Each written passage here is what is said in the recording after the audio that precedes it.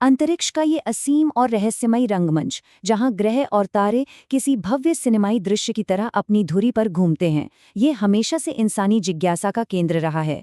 खैर, आज के इस विश्लेषण में हम किसी आधुनिक वैज्ञानिक बहस में उलझने के बजाय सीधे प्राचीन ग्रंथों में छिपे उस बेहद नाटकीय और शानदार दृष्टिकोण को डिकोड करेंगे, जो हमारी पृथ्वी की भौगोलिक स्थिति को एक बिल्कुल ही अलग नजरिया देता है। द कॉस्मिक मैकेनिज्म, वैदिक और आधुनिक भूगोल, यही है हमारे आज के इस सफर का मुख्य विषय।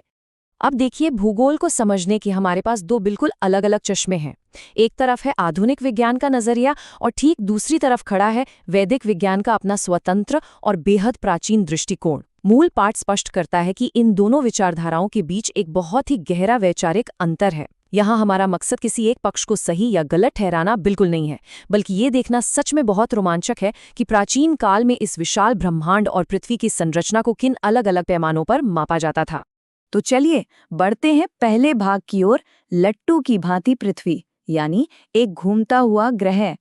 वैदिक ज्ञान के पन्नों को पलटें तो पता चलता है कि पृथ्वी महज एक स्थिर, शांत गोला नहीं है। बिल्कुल नहीं, यह अपने अक्ष पर एक चक्र की तरह, या यूं कहें कि एक विशालकाय लट्टू की भांति लगातार घूम रही है। ये कोई साधारण सी टिप्पणी नहीं है, बल्कि एक भव्य यांत्रिक संरचना, एक कॉस्मिक मैकेनिज्म का वर्णन है, जो अनंत अंतरिक्ष में लगातार गतिमान है। मूल पाठ में लिखा है कि पृथ्वी अपने अक्ष पर नाच रही है। जरा इस दृश्य की कल्पना कीजिए। ये कोई नीरस या सूखा सा तथ्य नहीं है। ये तो ब्रह्मांडीय रंगमंच पर चल रहा एक शाश्वत, कभी न रुकने वाला नृत्य है। ऐसा लगता है मानो ये पूरा का पूरा ग्रह अंतरिक्ष के उस असीम खालीपन में एक निश्चित लय के साथ थिरक रहा है और अपना एक निरंतर चक्र पूरा कर रहा है। अब आते हैं दूसरे अहम हिस्से पर, 180 अंश का फासला, अक्ष और शीर्ष के बीच। इस ब्रह्मांडीय नृत्य को देखकर एक सवाल उठता है, ये संतुलन कैसे बना हुआ है? खैर, इसके पीछे एक बेहद सख्त ज्यामितीय नियम काम कर रहा है, और वो है ठीक 180 डिग्री। इस घूमते हुए लट्टू को संतुलित रखने के लिए एक अनिवार्य शर्त दी गई है। इसके अक्ष और इसके शीर्ष के बीच 180 अंश का फासला होना ही चाहिए। ये महज एक अनुमान या तुक्का नहीं है, बल्कि प्राचीन ज्ञान द्वारा स्थापित एक बिल्कुल सटीक ज्यामितीय अनिवार्यता है, जो इस विशालकाय तंत्र को गिरने नहीं देती।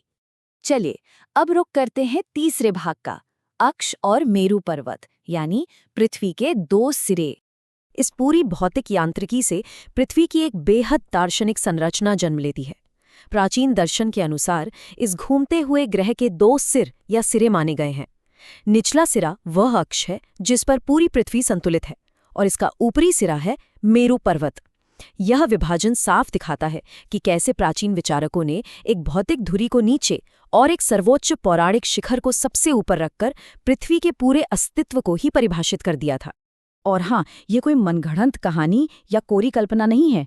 विष्णु पुराण भाग 2 अध्याय 2 श्लोक 7, ये प्राचीन ग्रंथ इस पूरी दार्शनिक और भौगोलिक रूपरेखा को बाकायदा पूरी सटीकता के साथ लिपिबद्ध करता है।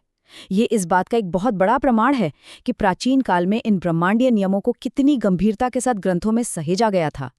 और अब इस पूरी कहानी का सबसे बड़ा क्लाइमैक्स, वो मेरू पर्वत, जिसे इस ब्रह्मांडीय धुरी का सर्वोच्च शिखर माना गया, वो कोई काल्पनिक या जादुई लोक नहीं है। प्राचीन पाठ एकदम स्पष्ट रूप से कहता है, कैलाश ही उक्त मेरू है। सोचिए, एक ही झटके में वो दार्शनिक और पौराणिक शिखर सीधे तौर पर हमारे भौतिक और पवित्र कैलाश पर्वत से जुड़ जाता है। दर्शन और वास्तविकता का ऐसा अभूतपूर्व मिलन शायद ही कहीं और देखने को मिले। तो अंत में एक सवाल जो जहन में आता है, महज एक ग्रह के बजाय पृथ्वी को इस तरह एक ब्रह्मांडीय नाचते हुए यंत्र के रूप में देखने से क्या हमारा नजरिया पूरी तरह बदल नहीं जाता? ये हमें प्राचीन साहित्य की गहराइयों में छुपे विज्ञान को एक बिल्कुल नए और सिनेमैटिक दृष्टिकोण से देखने के लिए प्रेरित करता है, और साथ ही ये सोचने पर भी मजबूर करता है कि अनंत अंतरिक्ष के इस विशाल रंगमंच पर पृथ्वी का ये शाश्वत नृत्य अभी और कितने रहस्य अपने भीतर समेटे हुए है।